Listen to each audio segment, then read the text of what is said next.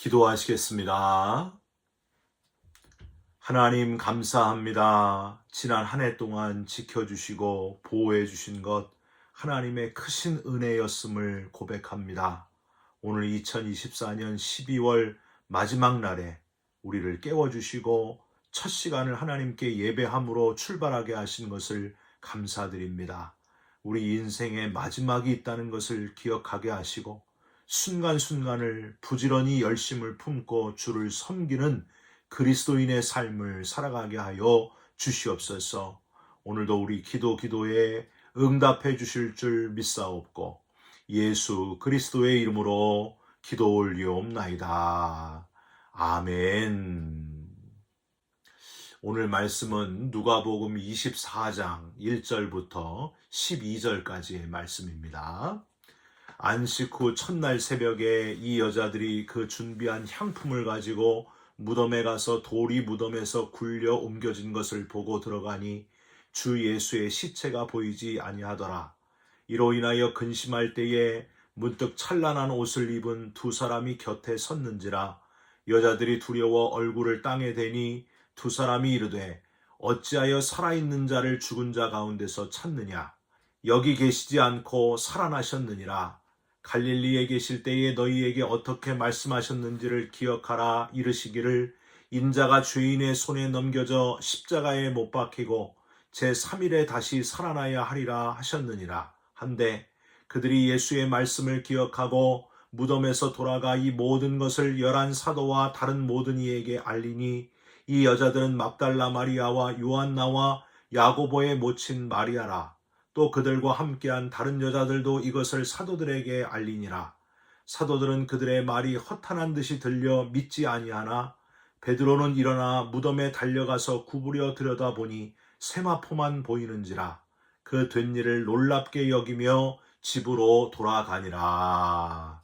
아멘. 오늘은 누가복음 24장 1절부터 12절까지의 말씀으로 살아나시다 라는 제목의 말씀을 함께 나누고 기도하는 시간을 갖겠습니다. 1884년 갑신정변이 일어난 조선의 정세는 매우 불안하고 혼란스러웠습니다. 당시 국제사회는 조선을 소망 없는 은둔의 땅으로 보았습니다. 그러나 황무지였기 때문에 더욱 복음이 증거되어야 한다 하고 믿었던 미국의 젊은 선교사님들이 있었습니다. 바로 언더우드와 아펜젤러였습니다. 그들은 순교할 각오로 파송을 자원했습니다. 1885년 4월 5일 부활절에 거센 풍랑을 헤치고 한 척의 배가 인천 제물포항에 도착했습니다. 단순한 입항이 아니었습니다. 이 나라에 처음으로 조선 땅에 복음이 들어오는 감격스러운 순간이었습니다. 그렇게 부활절에 언더우드와 아펜젤러는 조선 땅을 처음 밟았습니다. 황무지에 소망의 빛이 비치는 바로 그 순간이었습니다. 감리교 선교사인 아펜젤러는 본국의 첫 선교 보고서에서 이날의 감동을 이렇게 밝혔습니다. 우리는 부활절에 이곳에 왔습니다. 그날 사망의 철창을 쳐부수고 부활하신 주님께서 조선의 결박을 끊어주시고 하나님의 자녀로 빛과 자유의 세계로 인도해 주시옵소서. 사랑하는 성도 여러분, 부활의 소망으로 뜨거워지시기를 주님의 이름으로 축원드립니다. 좀 이상하지 않습니까, 여러분? 얼마 전에 성탄의 기쁨을 함께 나누었는데 오늘 갑자기 생뚱맞게 부활의 이야기로 말씀을 시작하게 되었습니다. 그런데 여러분, 성탄절하고 부활절은요, 뗄래야 뗄 수 없는 기독교의 가장 중요한 절기입니다. 인간의 몸을 입고 가장 낮은 모습으로 이 땅에 오신 예수님의 최종 목적은 이 땅의 모든 인간들의 죄를 대신 짊어지고 대신 십자가에서 죽으시고 죄의 문제를 해결하시고 죽음을 이기시고 부활하시는 데 있었기 때문입니다. 우리는 죽음으로 끝날 비참한 운명이었지만은 주님께서 우리 대신 죽으시고 부활하심으로 말미암아 우리에게도 그 부활의 길이 열리게 되었다는 거예요. 할렐루야. 여러분, 영원히 살게 될 부활의 소망을 놓치지 마시기를 주님의 이름으로 축원드립니다. 지난주에 점심 애찬 후에 교회학교 학생들 옆을 지나가다가 교회학교 학생들 선생님하고 이런 대화를 들었습니다. 전도사님이 얘들아, 예수님이 왜 이 땅에 태어나셨다고 했지? 하고 물어보니까 학생들, 어린 유치부 학생이 이렇게 대답을 합니다. 죽기 위해서 태어나셨어요. 전도사님, 그런데 죽기 위해 태어난 아기는 너무 불쌍해요. 슬퍼요. 여러분, 맞습니다. 예수님은 죽기 위해서 이 땅에 태어나셨습니다. 십자가에서 우리를 대신해서 죽으심으로 말미암아 우리의 죄를 사하셨을 뿐만이 아니라 죽음의 권세를 모두 이겨내시고 마침내 부활하심으로 우리의 모든 죄와 어둠, 사망의 문제를 한 방에 해결하셨습니다. 그분이 바로 우리들이 기다리던 메시아 예수 그리스도십니다. 예수님의 나심과 부활하심, 성탄절과 부활절, 이 둘과 가장 깊게 연결된 존재가 있습니다. 오늘 본문에 나옵니다. 여러분, 누굴까요? 천사입니다. 천사. 천사는 사람은 아니지만은요, 가장 먼저 성탄의 소식을 알렸고 가장 먼저 부활의 기쁨을 알렸던 존재가 바로 천사였습니다. 그냥 착한 일하고 좋은 일 하면은 천사가 아니고요. 천사의 존재의 목적은 예수님의 나심과 또한 예수님의 부활의 소식을 전하는 데 있었다 하는 것을 여러분 기억하시고 천사처럼 저와 여러분도 그렇게 살아가시기를 주님의 이름으로 부탁드립니다. 오늘은 이 천사에 대해서 잠깐 함께 묵상하려고 합니다. 우리가 아는 성경의 천사들은요, 주로 좋은 역할을 참 많이 했습니다. 아브라함에게 나타난 3명의 천사들, 아브라함에게 그토록 기다리던 아들이 생길 것, 그것도 늙은 사라의 몸에서, 아내 사라의 몸에서 태어날 것을 예언했습니다.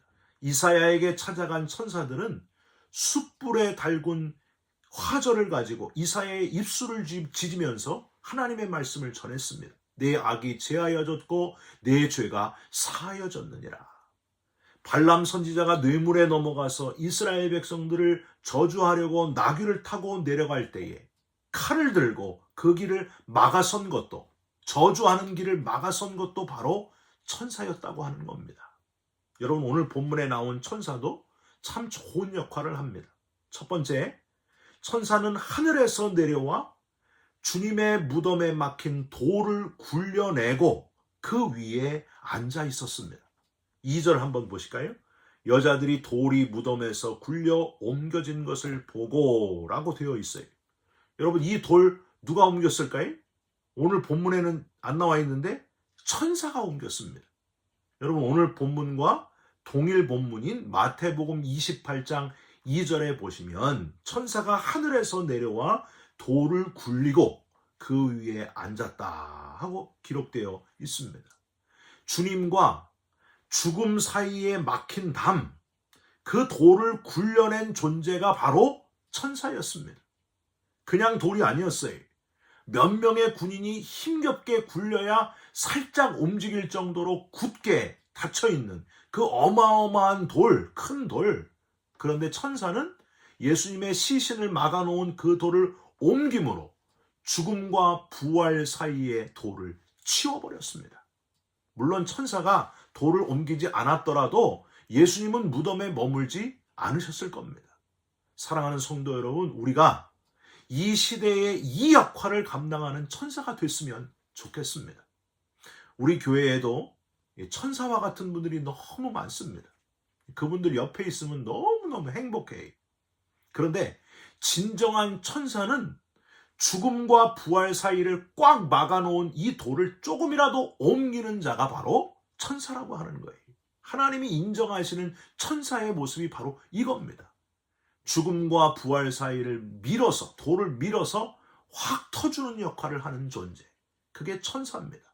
여러분 아직도 무덤 안에 있는 그런 사람들을 꺼내야 됩니다. 구출해야 됩니다.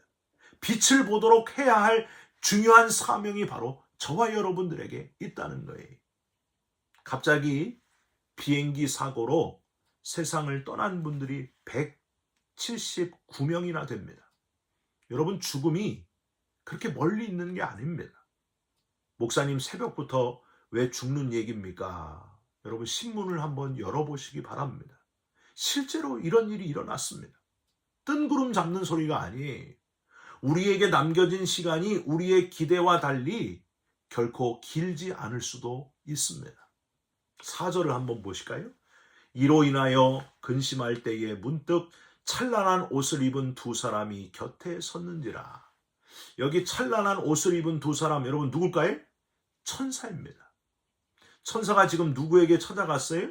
이로 인하여 근심하는 사람들에게 찾아갔습니다. 즉 죽은 주님을 생각하면서 슬픔과 절망에 처한 자들을 천사가 찾아갔습니다. 5절 보세요. 여자들이 두려워 얼굴을 땅에 대니 두 사람이 이르되 어찌하여 살아있는 자를 죽은 자 가운데서 찾느냐. 인간의 한계, 이 죽음의 문제로 고통스러워하는 자들에게 천사들은 죽음의 문제에 해결책을 제시합니다. 6절이에요. 여기 계시지 않고 살아나셨느니라. 갈릴리에 계실 때에 너희에게 어떻게 말씀하셨는지를 기억하라. 이미 주님께서 말씀하신 것 그것을 기억하라 하면서 부활의 이 기쁜 소식을 전했다고 하는 거예요. 사랑하는 성도 여러분, 우리가 가진 하나님의 말씀, 성경, 이 생명의 말씀, 부활의 말씀을 주일 한 번만 교회에서 사용하는 그런 사람 되지 마시고 이 말씀의 소망과 풍요로움을 24시간 누리면서 기회 있을 때마다 죽어가는 영혼들에게 열심히 이 말씀을 전달하는 생명의 말씀, 능력의 말씀, 소망의 말씀을 열심히 전달하는 저와 여러분들이 되시기를 주님의 이름으로 부탁드립니다. 다시 한번 강조하면서 여러분께 말씀드립니다. 여기 계시지 않고 살아나셨습니다. 분명히 살아나셨습니다. 저와 여러분도 주님의 몸처럼 그렇게 바뀔 겁니다. 부활의 몸으로 분명히 바뀔 것입니다. 우리 삶이 여기서 끝이 아닙니다.